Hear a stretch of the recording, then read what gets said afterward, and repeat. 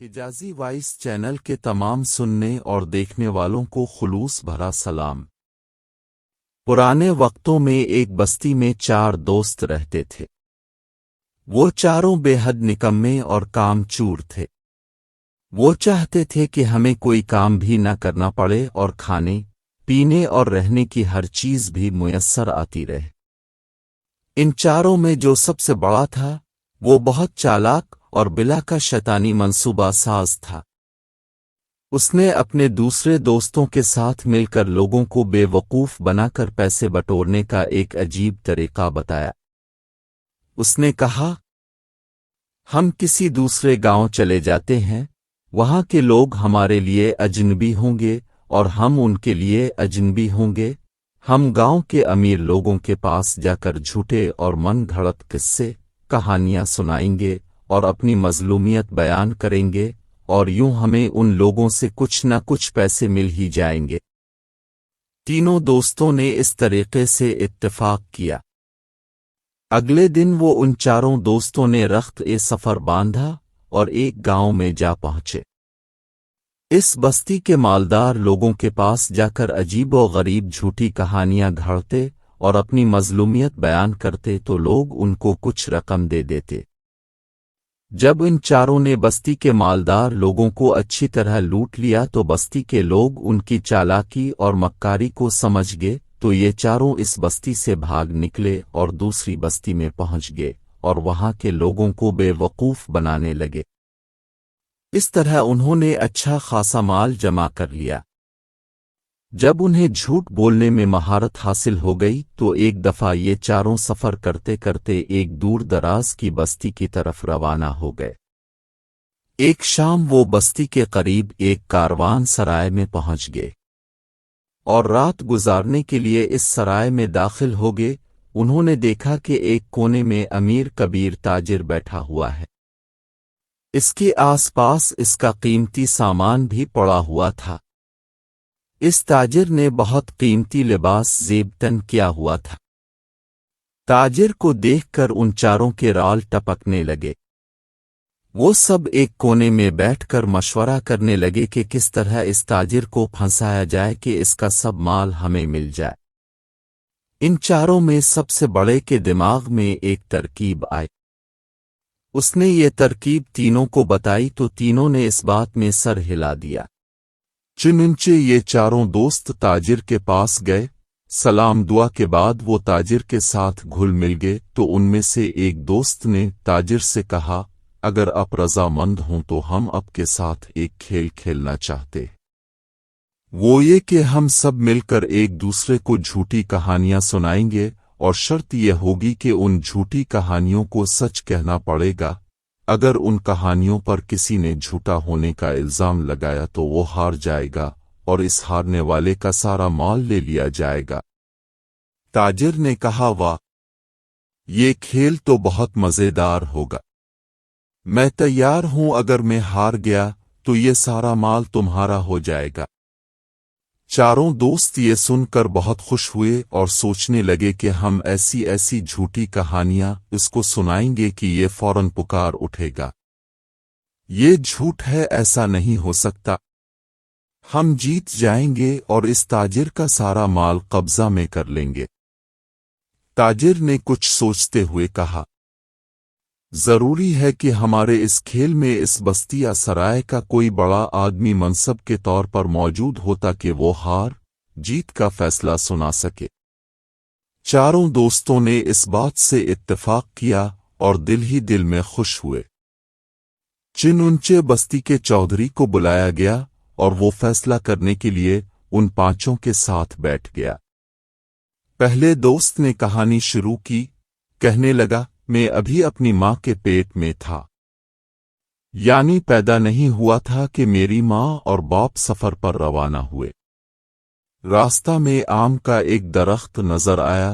میری ماں نے وہاں رک کر میرے باپ سے کہا، مجھے آم کھانے ہیں، اب درخت پر چڑھ کر آم توڑ کر لا دیں۔ میرے باپ نے کہا، یہ درخت کسی اور کا ہے اور آم بھی بہت اونچائی پر لگے ہوئے ہیں، میں نہیں چڑھ پاؤں گا۔ میرے باپ نے انکار کر دیا۔ मुझे जोश आया, मैं चुपके से माँ के पेट से निकला और दरख्त पर चढ़ गया, आम तोड़े और लाकर माँ के सामने रखकर वापस माँ के पेट में चला गया। मेरी माँ अपने सामने आम देखकर बहुत खुश हुई और मज़े से खाने लगी। पहला दोस्त कहानी सुनाकर ताजिर की तरफ सवालिया नज़रों से देखने लगा। ताजिर ने कहा, वाह, क्या ज़बरदस्त कहानी है, माँ के काम आए। ये कहानी कैसे झूठी हो सकती है? नहीं, ये बिल्कुल सच्ची कहानी है। पहले दोस्त ने जब ये सुना तो मुंह बनाकर एक तरफ बैठ गया। अब दूसरे दोस्त की बारी थी। वो कहने लगा, मेरी उम्र अभी सिर्फ 7 साल थी। मुझे शिकार खेलने का बेहद शौक था। एक दफा मैं जंगल में चला गया, वहां अचानक मुझे दूर एक खरगोश नजर आया। मैं इसके पीछे दौड़ पड़ा, यहां तक कि मैं उसके करीब पहुंच गया। जब मैं उसके करीब पहुंचा तो मालूम हुआ कि वो खरगोश नहीं बल्कि शेर है। शेर मुझे देखकर मेरी तरफ बढ़ा तो मैं घबरा गया और शेर से कहा, देखो शेर भाई, मैं तो तुम्हारे पीछे सिर्फ इसलिए आया था कि मुझे लगा जैसे अब खरगोश हूं। अल्लाह के लिए मुझे मुआफ कर दो। लेकिन शेर ने मेरी बात नहीं मानी और दहाड़ने लगा। मुझे भी गुस्सा आ गया और मैंने एक जोरदार थप्पड़ शेर को दे मारा। शेर वहीं मर गया। वाह वाह, क्या बहादुरी है! बंदे को ऐसा ही बहादुर होना चाहिए। ये कहानी बिल्कुल झूठी नहीं हो सकती। ताजिर ने दूसरे दोस्त की कहानी सुनकर उसे दाद देते हुए कहा।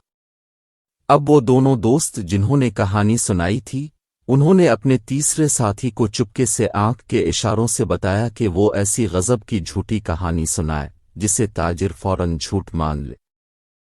चुनंचे तीसरे दोस्त ने कहना शुरू किया, मुझे मछलियां पकड़ने का बहुत शौक था। इस वक्त मेरी उम्र सिर्फ 1 साल थी। एक दिन मैं दरिया के किनारे गया और वहां पानी में जाल डालकर बैठ गया। काफी वक्त जाल लगाने के बावजूद एक मछली भी जाल में ना आई।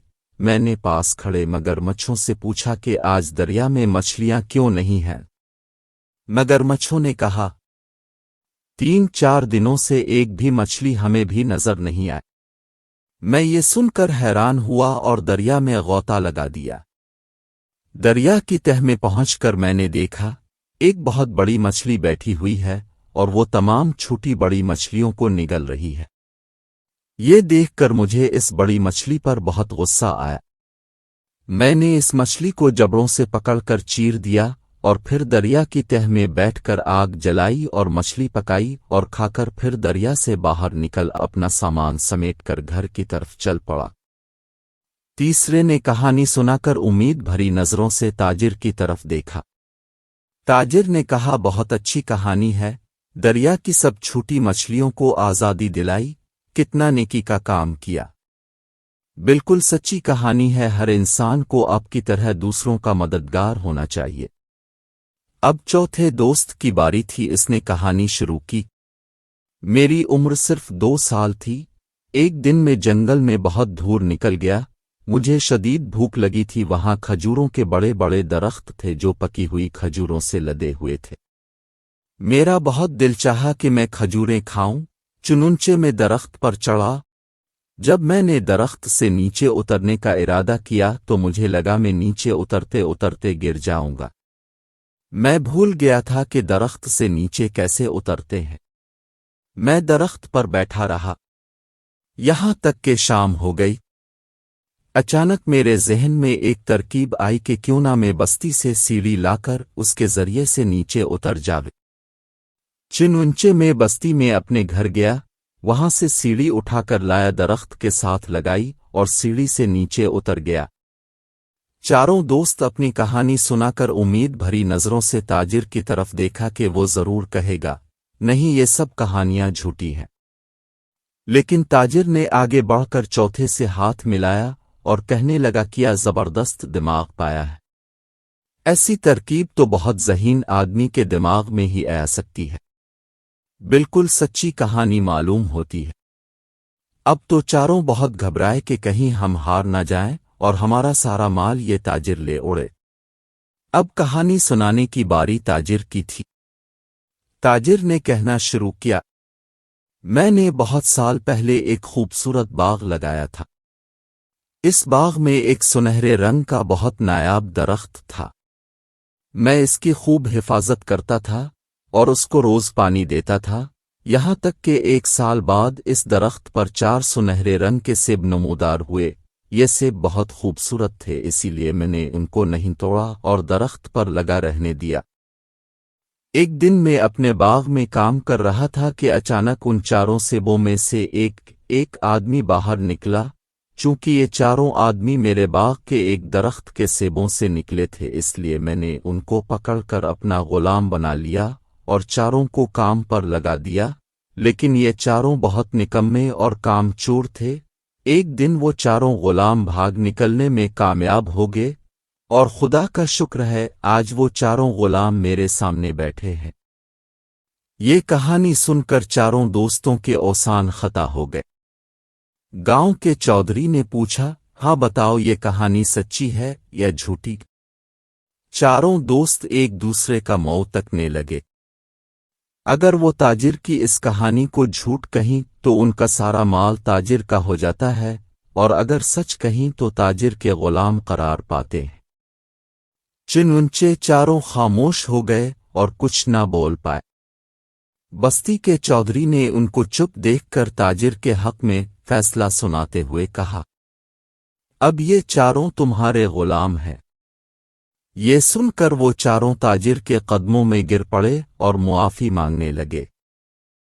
تاجر نے چودھری سے کہا، یہ 4 مجھے بیوقوف بنا کر میرا سامان ہتھیانا چاہتے تھے، چلو میں ان کو آزاد کرتا ہوں، لیکن ان کے پاس جو مال ہے وہ سب اب میرا ہے۔ چنانچہ گاؤں کے چودھری نے ان 4 دوستوں کے پاس جتنا مال تھا وہ سارا تاجر کو دے دیا۔ وہ تاجر سارا سامان اور مال و دولت لے کر چلا گیا۔ 4 دوست بہت شرمندہ اور پشیمان ہوئے۔ انہیں جھوٹ کی یہ سزا ملی کہ جھوٹ فراڈ سے حاصل کیا ہوا مال بھی گیا اور سب کے سامنے شرمندگی بھی اٹھانی پڑی۔ 4 دوستوں نے تہیہ کیا کہ وہ کبھی جھوٹ کا سہارا نہیں لیں گے اور محنت کر کے روزی کمائیں گے۔ 4 واپس اپنی بستی کی طرف روانہ ہو گئے اور آئندہ جھوٹ سے توبہ کر لی۔